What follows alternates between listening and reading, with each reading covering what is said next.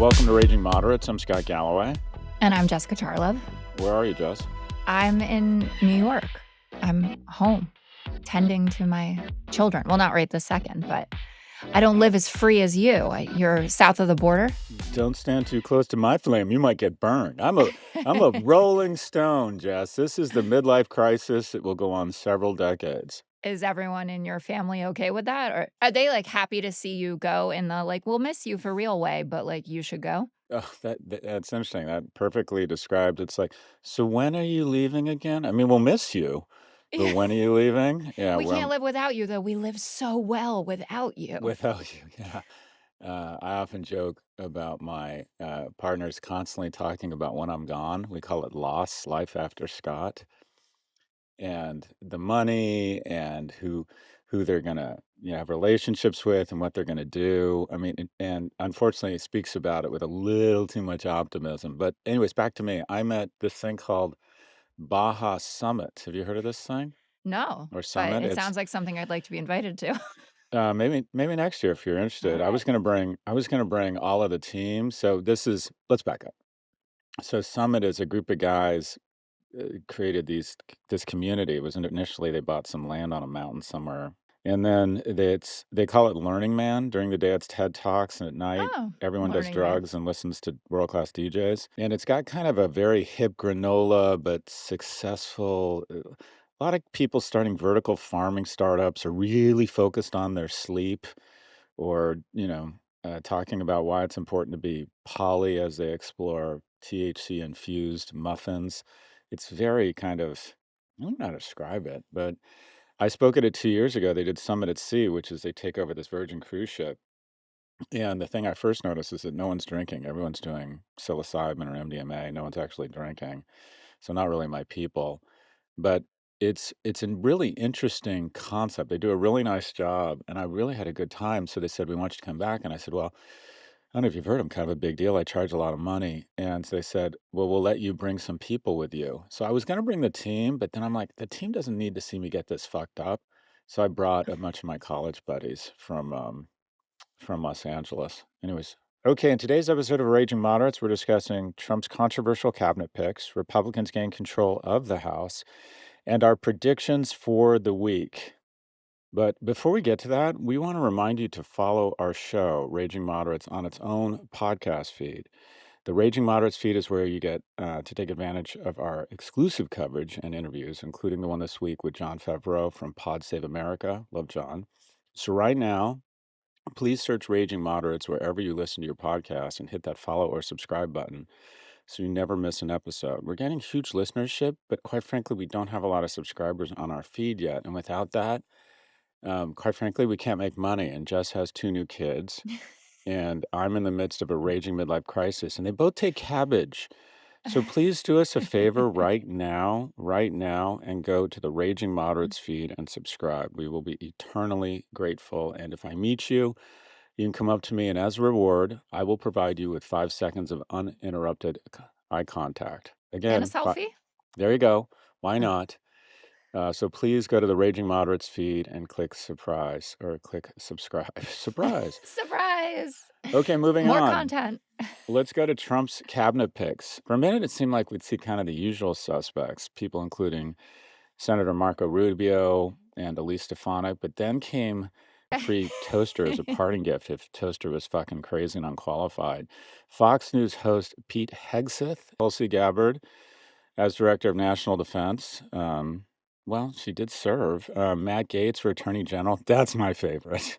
That's my favorite. And then RFK Jr. leading Health and Human Services, which I actually find that, strangely enough, the one that's most disturbing. Take us through each of these and give us a sense, to the extent you can, talk about either Pete or Tulsi for defense and national intelligence. Yeah, so I want to be clear that just because I get along with Pete and he's always been lovely to me doesn't necessarily mean that I think he should be head of the Department of Defense, which oversees 3 million people. I've been bothered by how people have been talking about him and not even discussing his service, which was outstanding. So 2 decades as an infantry officer in the Army National Guard. He has 2 Bronze Stars.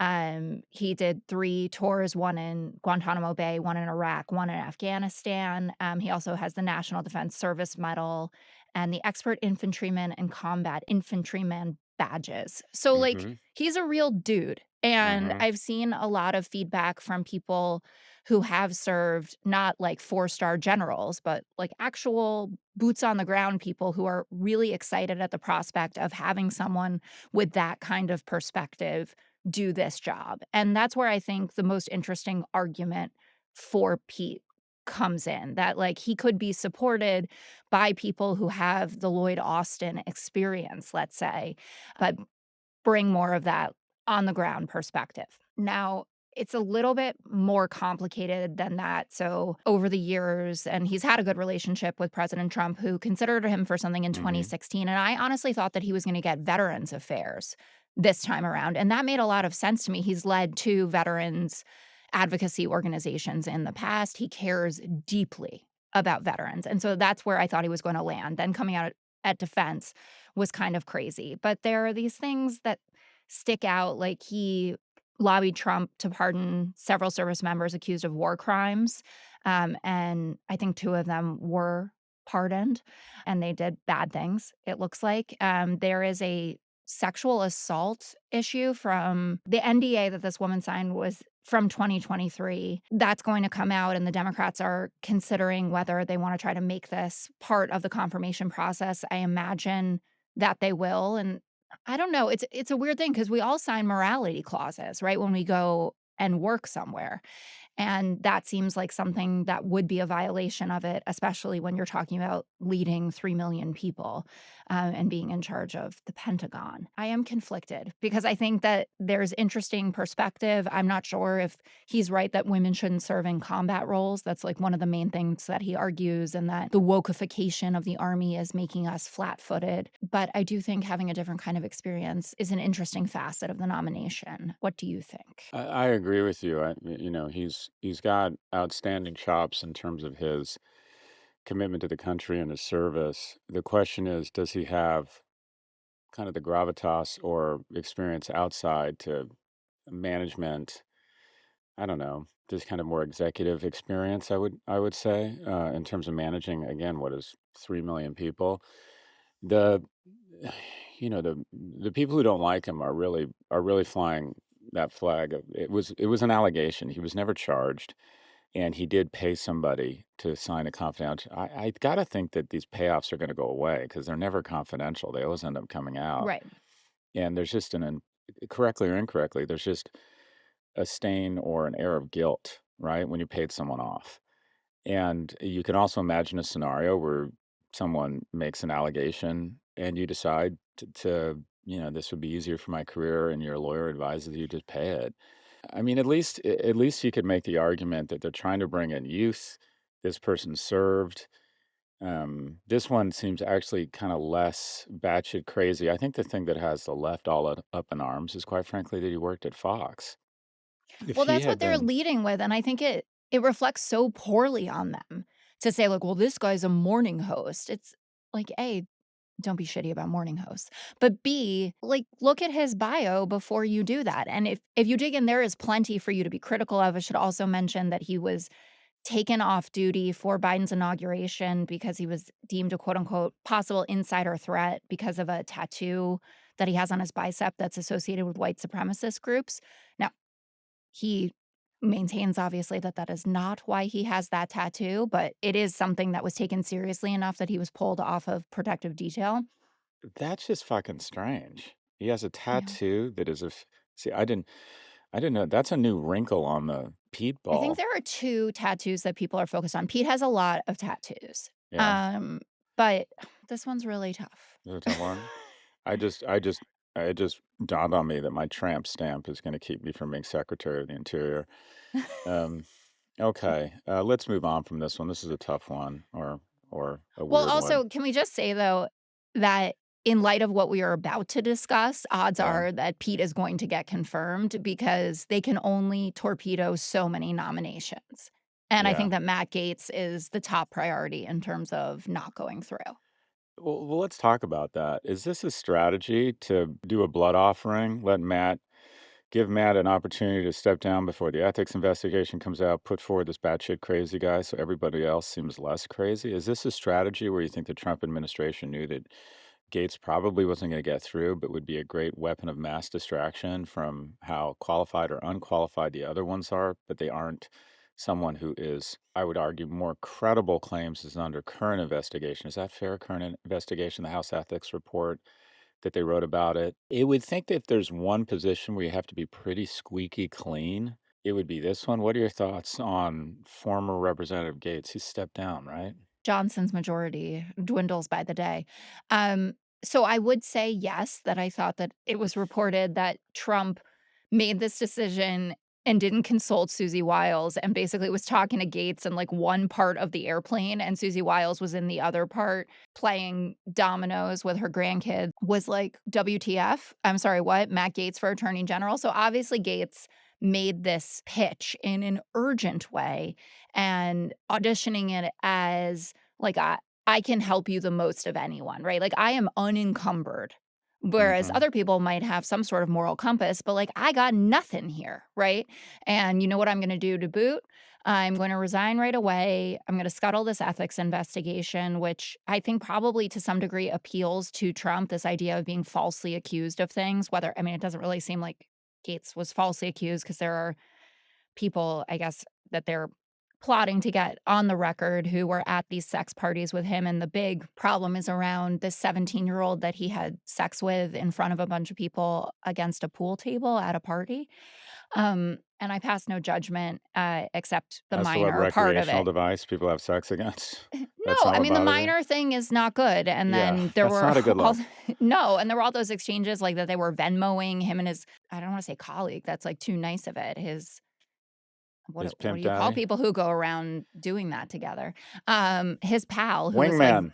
his Ooh, that was wrong. wingman, Yeah. Venmoing people. I feel like Gates is the ultimate wrecking ball that Trump wants, and the one who will identify deep staters, like, right away to him, and I think that's really what Trump is paranoid about.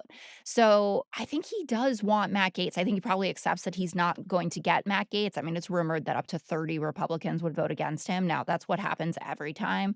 They say, like, "Oh, this is definitely not gonna happen," and, like, maybe it's just Susan Collins and Lisa Murkowski and a couple of others, but, like, there are enough people in the Republican caucus who are on record saying, "I really hate this guy. He's complete scum." Like, do you remember from the McCarthy speaker fight, like, what was going on the House floor? I Of remember that. Yeah. oh,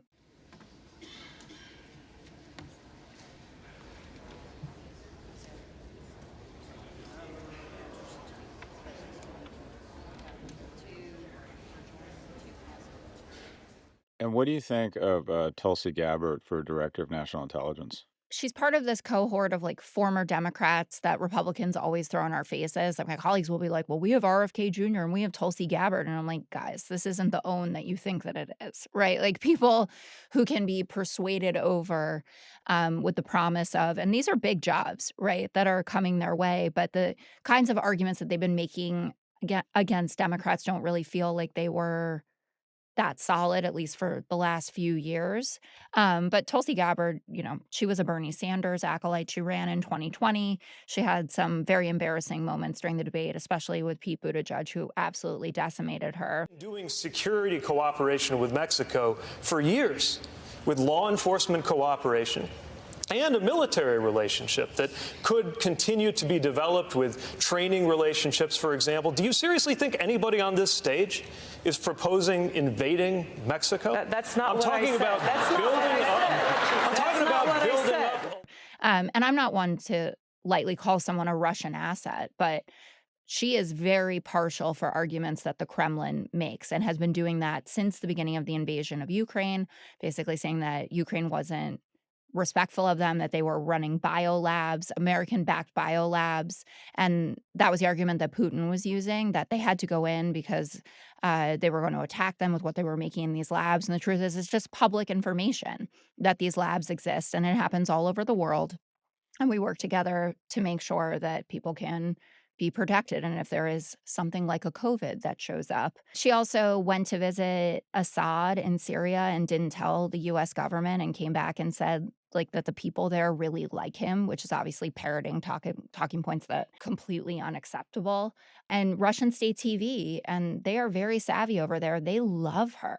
They call her their girlfriend. What do you think about her? Well, I don't think it's fair to call her a Russian asset, and I don't think it does us any good. Representative Wasserman Schultz said she's essentially a Russian asset, and there's no evidence, as far as I can tell, that they actually control her. Having said that, I think the more legitimate argument is that she provides comfort to the enemy. Russia is our enemy. I would describe China as our adversary, our competitor, but I wouldn't qualify them as our enemy. We have mutual assured destruction because we're essentially both capitalist nations and they produce the shit we buy. We need each other.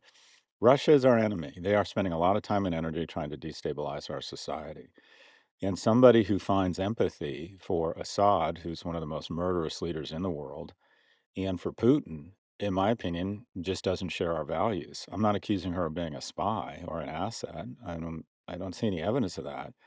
But this is not somebody I just can't even imagine. There are individuals, and I know some of these folks, who they not only risk their lives, if these people are uncovered or unmasked doing their work, they die pretty terrible deaths and they take huge risks. They are an incredibly skilled workforce. They spend years trying to put themselves in a position of, I don't know, leverage, information, asset gathering, and then to have someone come in who's their new boss, who shows this kind of empathy for a state that they are risking their lives to try and push back on, and then someone shows up who seems to be kind of a cheerleader for this state. It really is true, and you don't I just don't think Trump cares because I can't imagine that the morale and culture was high on his list in terms of objectives at the Trump organization.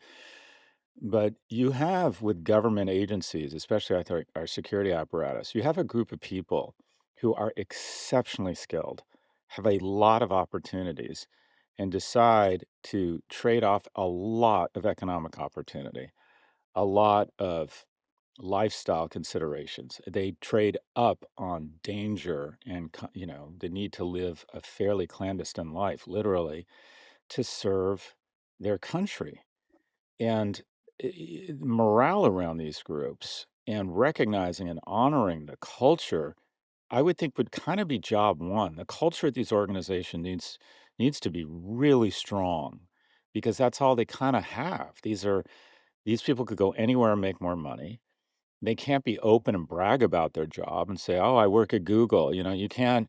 They come up, they're quote unquote either economists or whatever it is their cover is, and to have someone come in that I think would be just such a puncturing blow to the culture and the morale there, quite frankly, it just seems to be really bad management on the part of the Trump administration. I think that that's right, and this isn't just about the DNI pick, but in general, to the culture point, I think the argument that they're trying to make is that the culture at a lot of these places is not good, right? That Mhm. there are people within them that are not being fair and just in the way that they do their jobs, that there are practices that are being put into place or rules that are coming to fruition that don't make us safer, don't make us more agile, don't make us the fighting force of the 21st century that we need to be. And I think that airing those grievances and having those conversations is something that Democrats have probably been too resistant to doing, and it has forced the pendulum to swing in the absolute opposite direction, where people just say, "Burn it all down." And that's a terrible place to be.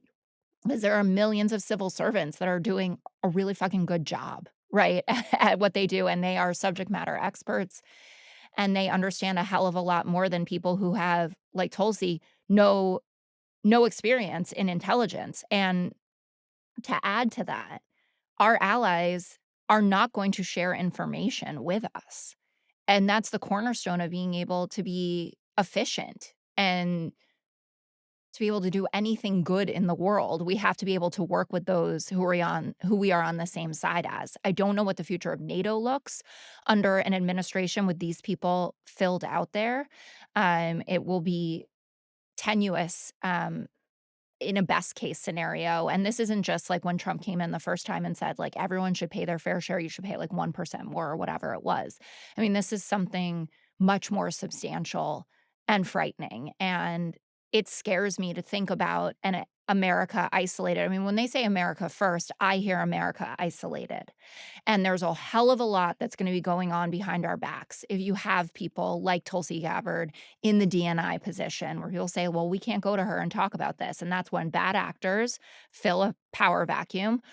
And for non-bad actors, for the people that we just typically work with, they're just gonna go about their business and not count on us in the same way, and that's extremely damaging as well. Yeah, and something just to backtrack a bit that we didn't discuss was Pete Hegseth has gotten a lot of pushback. He has said that women are life givers, not life takers, and should not be in combat roles.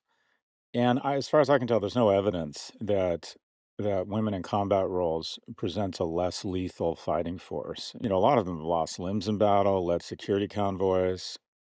I think there would be a real solid argument for DI, whatever, special consideration to try and make frontline combat forces more diverse. That shit, you could argue, should just go out the window. This is about a lethal fighting force. But there's no evidence that I see that these women who have served, a lot of them have been awarded commendations and medals. And they That pass the I same tests.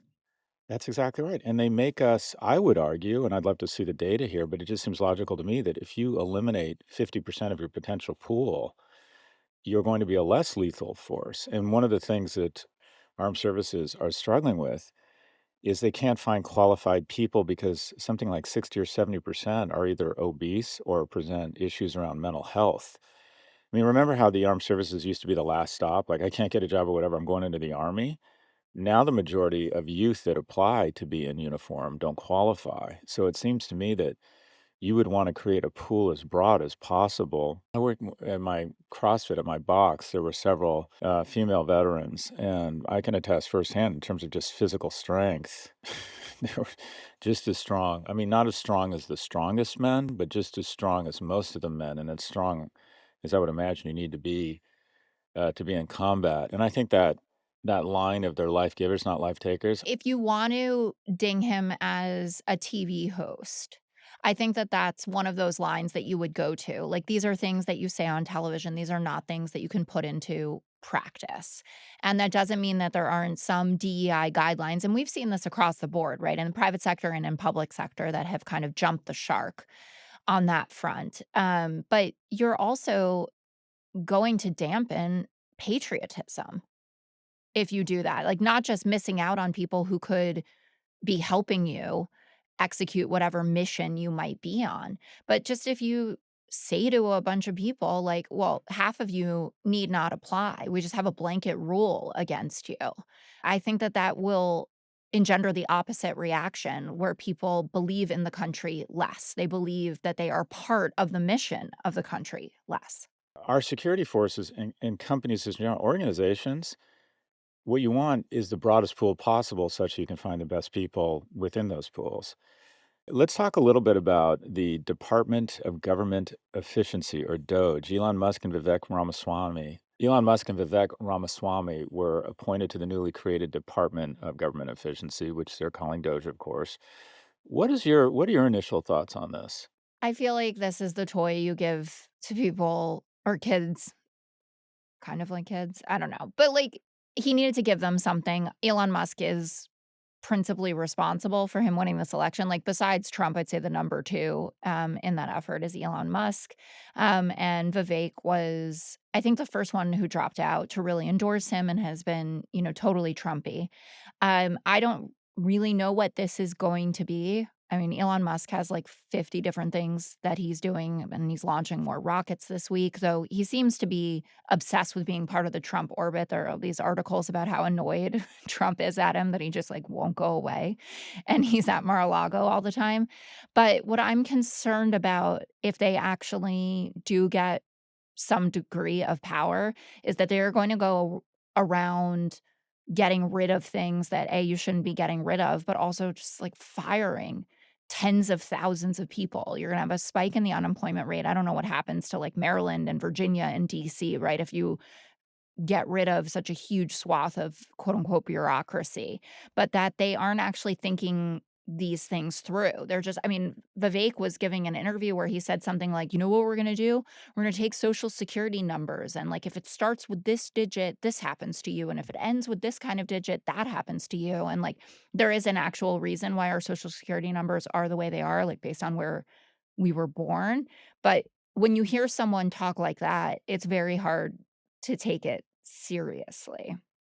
And I am concerned about these mass reductions. And Vivek was on with Maria Bartiromo over the weekend, and she was even, I mean, she's very partial to Donald Trump and this idea of creating more efficiency. And she was giving him the eyebrow raise. She was like, dude, what are you talking about?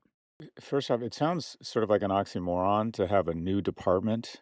This thing has no power, is my understanding. That these any sort of spending cuts or reductions in labor force in the government would have to be approved by Congress or specific departments. This thing effectively has no teeth.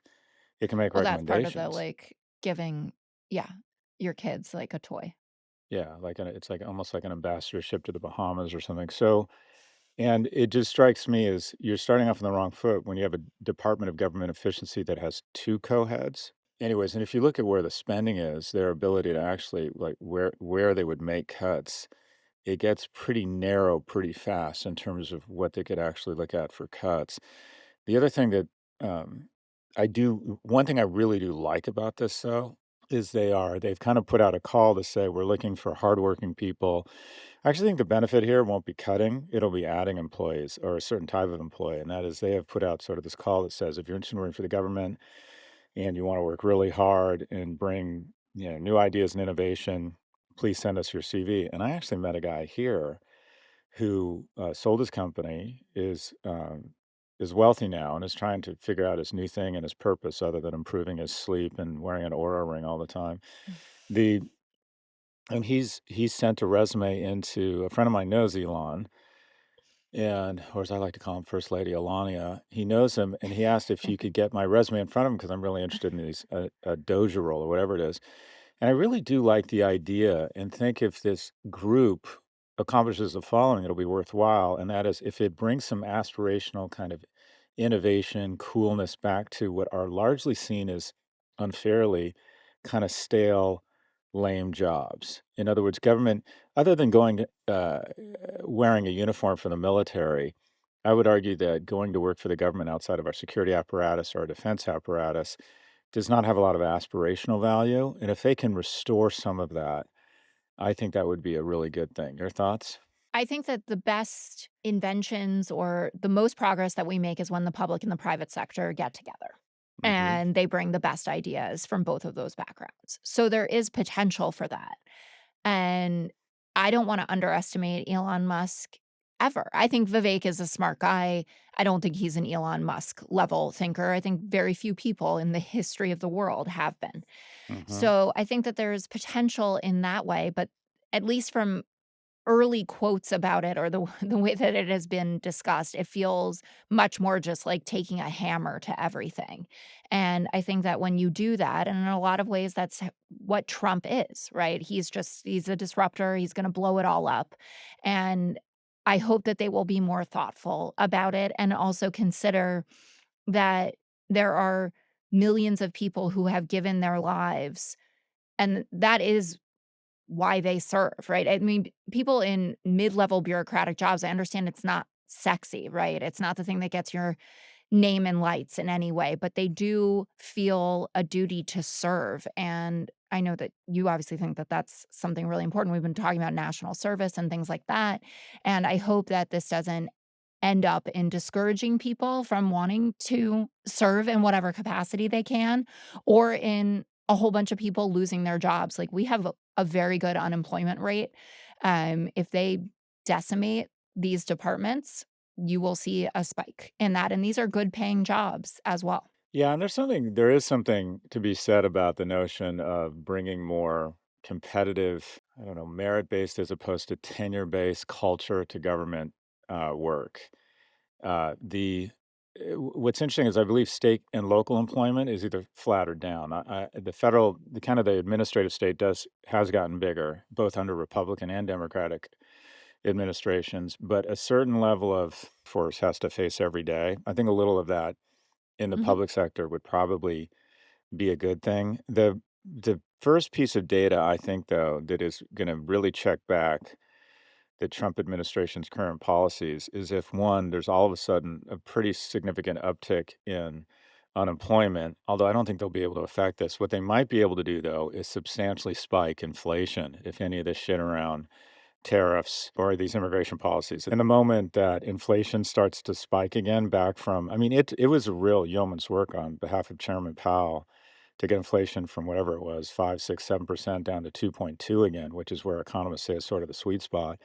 If in one quarter or 1 month it announces or they announce that the CPI has spiked 50, 100, 150 basis points, you're going to see a serious rethink of some of these policies. And I think that's coming down the pike if he just gets a fraction of what he's asking for uh, in terms of tariffs. But I'm less triggered by this Department of Government Efficiency because I think it's going to be hilarious when these two think they can run up against Congress and tell them to start cutting jobs in certain areas. I think it's going to be really funny to see what actually happens or doesn't. And finally, let's save the best or the worst for last. RFK Jr. question mark. Your turn, Jess. Everyone who's listening, I'm sure, has heard before that, you know, about RFK Jr. and his vaccine skepticism, that, there there are 83 dead kids in Samoa, and they blame RFK Jr., who showed up 4 months before a huge measles outbreak and talked about how dangerous those kinds of vaccines are. He's now trying to sugarcoat everything and make it like, it's just about you doing what you want, but not giving Freedom. any of Yeah. the information, about how unbelievably good and effective vaccines are. Like, this isn't about, do I want the COVID booster or not, right? These are kids that are not getting measles vaccines. There's a very funny meme with Marco Rubio, and it says Marco and then The RFK polio. Jr. and it says polio. Yeah. So I did enjoy that. Um, Ultra processed foods are bad. Pesticides in our food supply are bad. All of that can be true without having to get RFK Jr. And I don't know. I mean, you've been on psilocybins in Mexico, so perhaps you didn't see Mar from the weekend, or from Friday, I should say, but he had on Dr. Casey Means. Do you know Hmm. her? I don't. Uh, so she's a Stanford-educated doctor. She wrote a book that was a huge hit, Good Energy: The Surprising Connection Between Metabolism and Limitless Health. And she was talking just about how we have no prevention system for chronic disease, and that she wasn't taught anything in medical school that actually helped her treat human beings, and what a racket it is, and how we can do so much better. And she was giving crazy stats like our expectancy for American men is 73. In Japan, it's 83. Same in Switzerland. We're the sickest of the top 11 high income countries in the world. And she said in the interview, I'm not a Trumper, but it excites me that RFK Jr. is talking about some of these issues. And so I say, can we have Dr. Casey Means as our HHS secretary, because she doesn't have a brain worm. She didn't take a dead bear cub and put it in Central Park. And going back to the morality clause of all of this and what we were talking about with Pete, and again, I don't know what happened, and you are innocent until proven guilty. And RFK Jr. is a prolific philanderer. I think is the most generous way to describe this. And his wife ended up killing herself over this. He was detailing all of his affairs in a diary in lurid detail. Like, why do we need morally bankrupt people in these huge positions of power? It'd be worse if this happened for the presidency. Anyways, the I mean, we're not Touche. we shouldn't even go there because I don't I know know, for it just upsets me, like, I get it. I get it. The thing about RFK Jr., there are some aspects of what he says that I think are so powerful. And this notion that there's this, and I believe this, there's this unholy alliance between the industrial food complex that wants to get you addicted to sugary, shitty food and then hand you over to the diabetes industrial complex and then tell people who are obese that you're finding your truth, not a ventilator. And this is the epidemic that kills more people than COVID every year. And Americans share one thing, and that is not more than 50% of Americans are anything except maybe on Netflix and Amazon Prime. But the one thing we do share is that 70% of Americans are obese or overweight.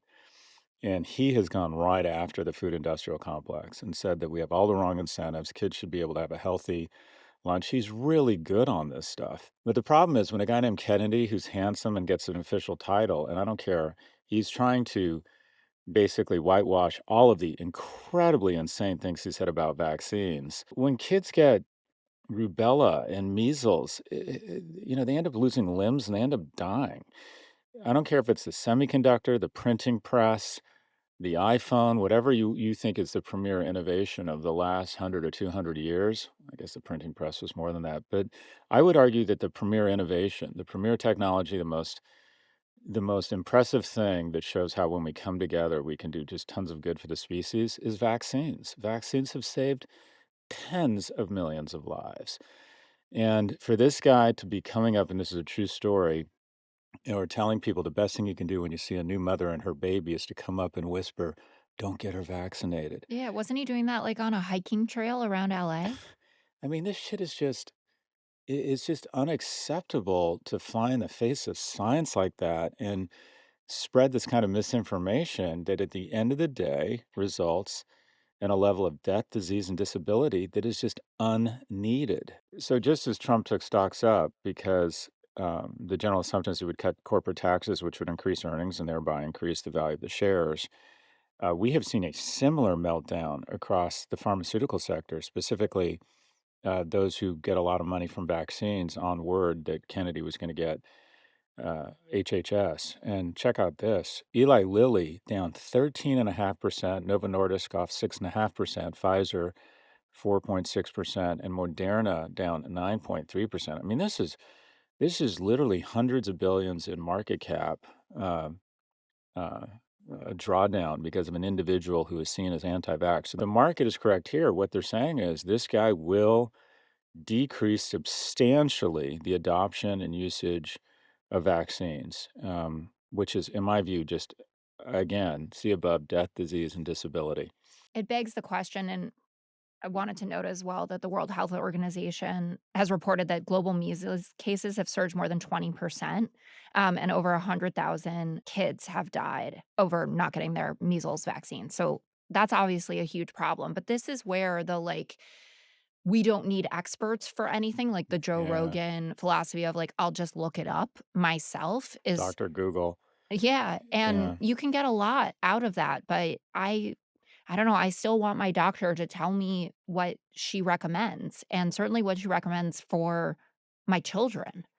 And this what happened during COVID has just monumentally fucked up society and just opened the door to all sorts of lunacy. There were people who were saying vaccines cause autism before all of this, RFK Jr. being one of them.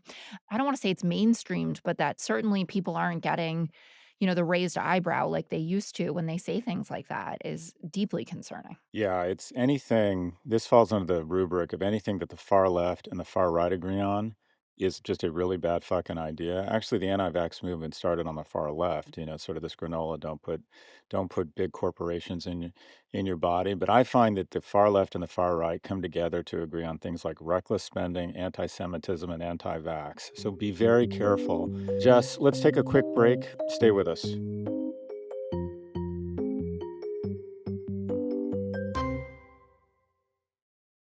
Welcome back. Republicans have officially clinched the House, reelecting Mike Johnson as Speaker. Democrats are hoping to shrink the majority to one or two seats, but things start to get tricky because three new Trump appointees are currently serving in Congress. Ron DeSantis has started scheduling Governor DeSantis has started scheduling special elections, but that could take a while. Jess, how might these open seats impact the House's ability to get things done initially? Well, hugely. I mean, Mike Johnson has made jokes about it. There are some who are thinking that Trump is playing checkers in this.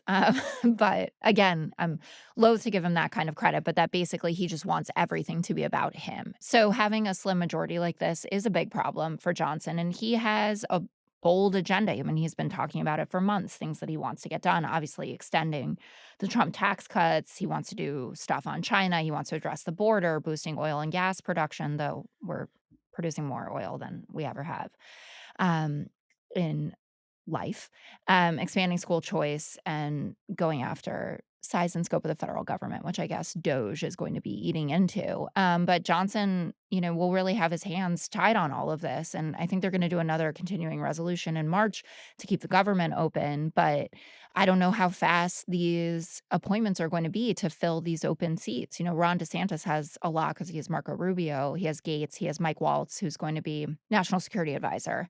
And who knows? I mean, Trump isn't done necessarily in what he's doing. So it's going to be slim. And in the Senate, at least as far as these confirmations go, John Thune, who's the Senate Majority Leader, now has said he's open to recess appointments. Apparently, Mitch McConnell has said he isn't, and he's the one who is in charge at this particular moment. But when you have potential appointments and you're going to lose Susan Collins and Lisa Murkowski probably on every single one of them, you have a very, very slim majority to be playing with. Even with JD Vance as the tying vote, it feels kind of lame ducky, even for the trifecta that they were able to pull off. What do you think about it? I just want to come out. I actually like Mike Johnson. There's something about him. Speaker of the House is supposed to be administrative role, and I don't like his politics, but I think he's done actually a pretty good job keeping all the fucking crazies in line so which we can do basics like have funding for the government and pass a budget. I actually think he's done his job. And I like John Thune because I just think he's very handsome. I think it's important to have Oh, I was handsome gonna say that, but leaders. I didn't know if I was supposed to objectify people. But yeah, John Thune, like if your husband looks like that at 63, you're like, I You're doing all I right. nailed this. Yeah. Yeah, that's winning. One more big story. Pennsylvania Senator Bob Casey's race is heading to a recount. How's that race looking, Jess? Well, bad. This is I understand why Bob Casey wants I mean, the issue is with ballots that weren't dated properly, and there's been court battles back and forth on this, and the right is trying to spin this as election denialism, which it absolutely isn't. And this has been done in the past, but basically everyone accepts that Dave McCormick has won that seat. And, you know, we defended really well. Democrats did on a comparative basis. I mean, we held 4 of 5. Sherrod Brown potentially, I guess, could have held on, but looking at the trends, that was unlikely, and we knew that we were gonna lose Jon Tester. So it's turning into more of a swirl, I think, than, we could actually win this seat, but he wants every ballot to be counted, and I think that is how democracy works in all this. But Dave McCormick has gone to DC. He has an office with his name on it. We no longer have Bob Casey's seat. All right, we have one more quick break. Stay with us.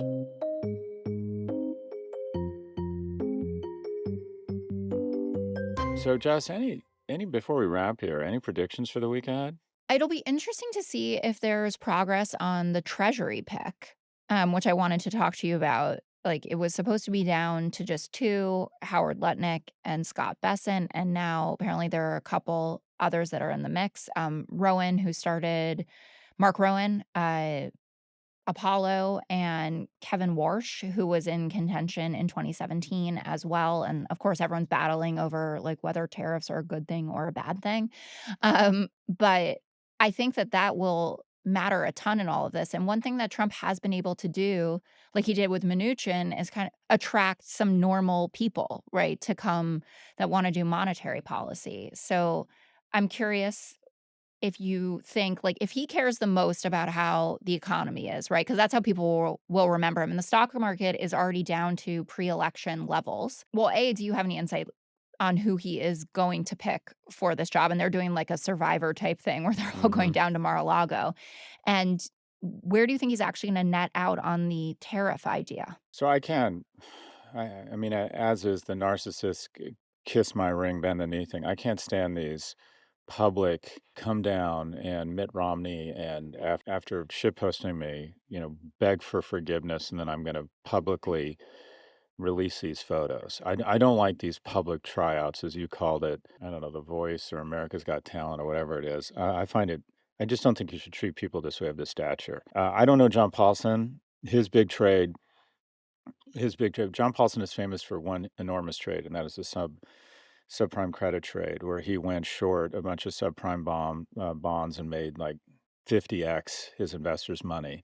Other than that, Paulson, the fund itself, not that that indicates whether you're qualified for the position, has not performed that well. The guy I find incredibly impressive is Mark Rowan. I've been at Apollo conferences where he'll give an overview of the economy, and this guy just is like got some serious fucking brain power. I also like the way he handled the controversy around Penn. In contrast with Bill Ackman, he was very upset. Mark Rowan, who's I guess very involved with Penn, was very upset about the comments or the lack thereof of the president.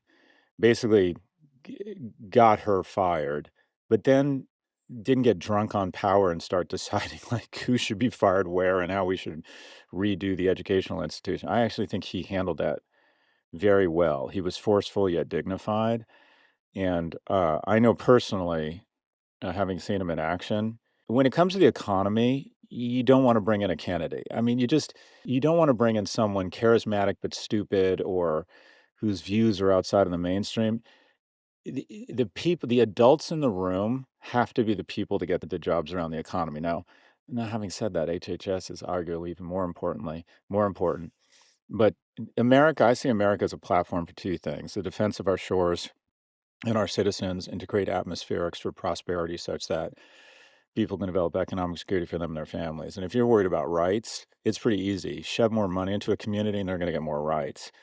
So I hope that it's Rowan, but I don't, and that's not even to say I think the other ones wouldn't be good picks, but I know firsthand this guy is very impressive. The other stuff has more checks and balances on it. These guys, in my opinion, have the most consequential impact on America. Taylor Swift was Person of the Year. She shouldn't have been. It should have been Chairman Powell. He has a lot more impact on everyday lives than almost anyone in the administration. So, anyways, I hope it's Mark Rowan, but I have no insight into who it might be. That was insight actually having heard him, and I had forgotten about his role in the anti-Semitism on campuses, issue. I think the only one in that group of 4 who's a little nutty is Lutnick.